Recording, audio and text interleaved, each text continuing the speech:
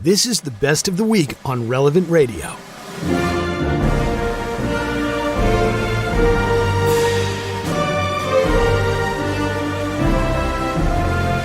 What was the role of God's providence in the founding of our great country? Let's talk about that. I'm invited to join us today just to give us some perspective on this conversation, and you're more than welcome to join us too, by Dr. Susan Hanssen. She chairs the History Department at the University of Dallas. She's also an expert in British and American history, and it's good to have her with us today. And Doctor, welcome. Thank you for joining me. Hello, Drew. Thank you very much for having me on. Let's start with the only Catholic signer of the Declaration of Independence, and that was Charles Carroll. There was, in the very founding, too, a lot of anti-Catholicism, wasn't there, present in the colonies. How was it he was allowed to sign that document? So, obviously, the United States of America was founded mostly by Protestant Christians who had fled the increasing power of the state over the church in England. They referred to themselves as nonconformists because they refused to conform their religious practice to the prescriptions of the king or the parliament. And so most of the American founders came from a broad spectrum of Protestant Christianity. A lot of them were Presbyterians, but there were also Baptists and Methodists and even Roman Catholics like Charles Carroll of Carrollton.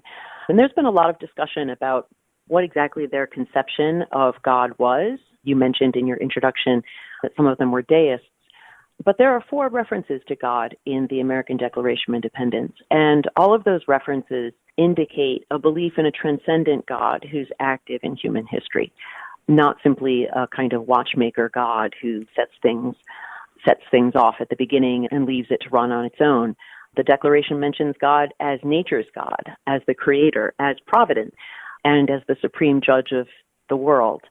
And so even though there was a broad spectrum of Christianity among the American founders, when they came to talk about God, they really did indicate a Christian understanding of God as creator, as providential guider of human history, and as the supreme judge of the world. And definitely George Washington's favorite way of speaking about God was as providence.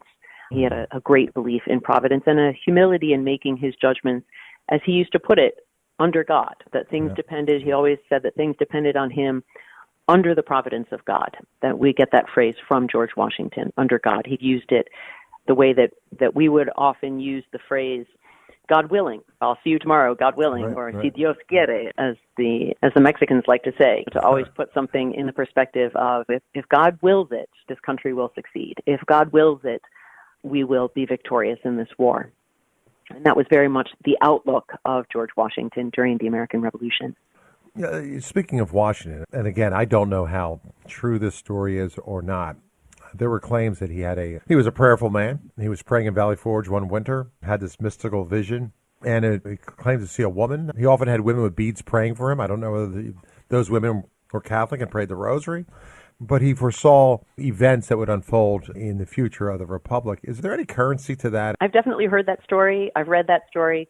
I think of it as part of this charming way that the later immigrant waves would embrace the American founding in their own way. So, for example, Italian Americans coming over to America and realizing, oh, look, there's already an Italian American hero, Christopher Columbus, and they embraced him as their own and gave a significance to Christopher Columbus that perhaps he hadn't even had in the 1700s.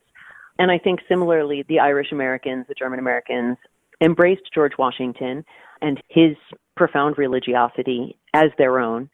It is definitely true that George Washington was ecumenical in his outlook. He had his stepson educated at Georgetown University by Jesuits once that was founded, after the American founding gave religious liberty to Catholics. And he was a great advocate of religion and morality as the great pillars of our happiness. And that's a famous phrase from his famous farewell address, which all students and college students used to read and study when we had a lot of attention to the American founding in higher education. They would have known that when the American founders referred to our right to the pursuit of happiness, the American founders regarded religion and morality to be the great pillars of happiness. They didn't use that word happiness lightly. They understood that it was tied to the practice of virtue. Of course, we were outgunned as Catholics, as you point out, a lot of deists, a lot of Protestants at that particular time.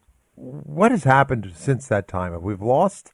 We try to erase the fact that these men did have a belief in God. Right? As a lot of people in the popular culture somehow try to say that really was not the case. But as you point out, you can take a look at Washington, Jefferson, you take a look at Adams, some of the writings, they all talk about God in one way or the other, as you've also pointed out. So what has happened? We also have this great misconception about what church and state are supposed to be. I know what that relationship is. What has happened in terms of this evolution of founding that the Constitution is a living, breathing document now, and that God it wasn't based on a God? I look at the issues of life here too, Doctor, where we talk about that famous line where everyone has an inalienable right to life, liberty, and the pursuit of happiness. Life is thrown out the door. Nobody thinks about that. So we pick and choose now how we want to see our history, don't we? And I wonder where we're going. I'm just curious as to what the founding fathers had envisioned for the future of this great experiment known as America, and where we are headed now, and what the leadership views our future as today. Thank you very much for putting the question in exactly those words. What happened? What has happened? And I think that people really need to understand when they're studying America that there is an America before and America after, that there's an America as envisioned by the American founders, an America that was embraced by many waves of Christian and Catholic immigrants, and that something has happened to the American regime in the past 100 years. I would recommend for people who want to follow up on that before and after, if they're interested in following up on George Washington, there's a wonderful little book called The Political Philosophy of George Washington by Jeffrey Morrison. And then the work of Philip Vincent Munoz from Notre Dame. Philip Munoz has a lot of studies of Madison's understanding of religion and our regime, Jefferson's understanding of the First Amendment, and George Washington's understanding. So those two really help with the original vision. And then Donald Drakeman has a wonderful book on religious liberty and the American Supreme Court, which really tracks what's happened to American jurisprudence with regard to religion since then. And I think a major turning point is the 1947 Everson case, which imports into American jurisprudence the idea of a wall of separation between church and state.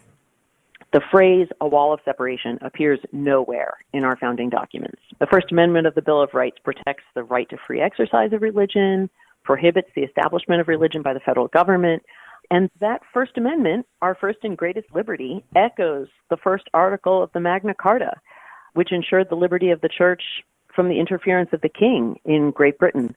And both St. Thomas of Canterbury and St. Thomas More were martyred for defending the principle of the liberty of the church. So that idea, which is so central to the American project, that idea of that the secular authority and the religious authority each has its own sovereignty and jurisdiction, is one of the central features of Western civilization. In fact, Benedict XVI pointed it out in an essay of his called The Spiritual Roots of Europe, points out that this distinguishing feature of the Christian West that distinguishes it from the ancient Greek polis, from the classical Roman Empire, from Byzantine theocracy, from Islamic regimes, is that the power of the king and the power of the priest are separate, right? That the secular and the religious authority each has its own sovereignty. So that's a very important idea in the American regime. But in the 20th century, really for the past 100 years, a small elite, by no means a majority, but a small elite in academia, media, Hollywood, in politics, has been pushing quite explicitly a Marxist agenda in politics and academia, an gender agenda in culture that's undermining the family. America has always been a majority Christian country. It has one of the largest Catholic populations of any country on earth. When you say, what is the largest church in the United States of America, the largest single church, right? It is the Catholic Church. All of the different Protestant denominations all together are a large part of the American population. So we've always been a Christian country. There is definitely an active elite minority which has been driving religion out of the public sphere. And religion has always been part of our public discourse, our public political discourse. And the idea that you can't bring up God will ultimately mean that we have to change our regime because the Declaration of Independence brings up God. Something very dramatic has occurred and is occurring around us in really trying to toss God out of our public speech. And I think that we're really in a time of battle right now for the soul of America. And I think that devotion to the family, devotion to God, and patriotism all go together. And they also decline together, right? You get a decline in religion, a decline in patriotism, and a decline in fidelity to the family goes together. That's such a wonderful point. That's why it really begins with us individually. We need to work on our own virtue, on our own holiness, and that'll ripple out to our families. And if we have strong, virtuous families, we can transform the country. That is really the key. It saddens me a little bit, though, when I see where we've come. If you go back to the Declaration of Independence, one of the most beautiful lines is that we hold these truths to be self-evident, that all men are created equal, that they are endowed by their Creator with certain unalienable rights. And right there, that line speaks of their Creator. And clearly there was reference to God, as you point out, in many different places, and yet we live in a culture that wants to reject and strip him out.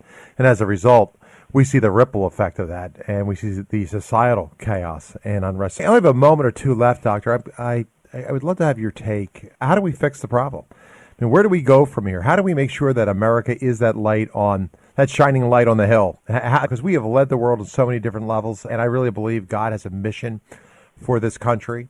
And we're not just to lead the world militarily or economically, but I think spiritually as well. The citizens of America are virtuous people that uphold freedom, defend the defenseless. How do we make sure that we never lose that focus and continue to be that great nation that I think God intended us to be? I would put it bluntly and briefly as hashtag defund the universities.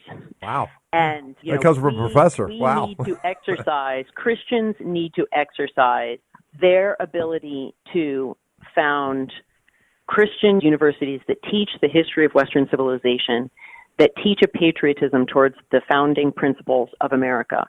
If the poverty-stricken Irish of the 19th century coming over from the Irish potato famine could fund a parochial school system network that crossed the entire continent, then Americans who have moved into the middle class, American Catholics who have moved into the middle class, have become CEOs of big companies.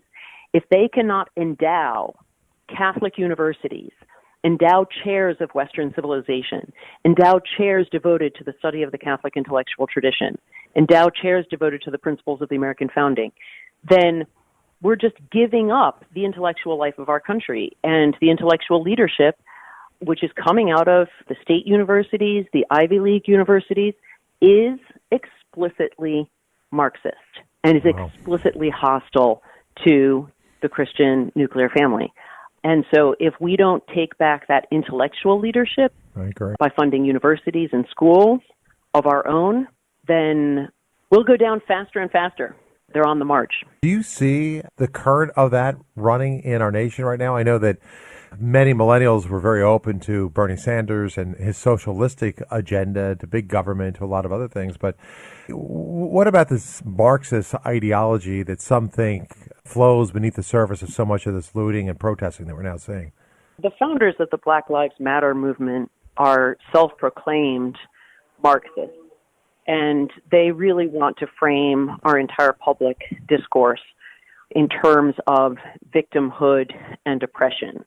They are no longer interested in the idea of a universal human nature, the universal dignity of all. They're no longer interested in the nature of men and women. They're explicitly opposed to the nuclear family. They see Christianity, as Marx did, as the opiate of the masses, and think that when people call upon us at this time to examine our consciences about racism, to pray about racism, to reflect on racism, they need to realize that the people who are moving this into the center of our political discourse right now are doing so for their own political purposes Yep. and that they are bringing with them in their wake a very powerful destruction of the family and the church. And so I think people need to be very wary of what is taking over our public discourse right now.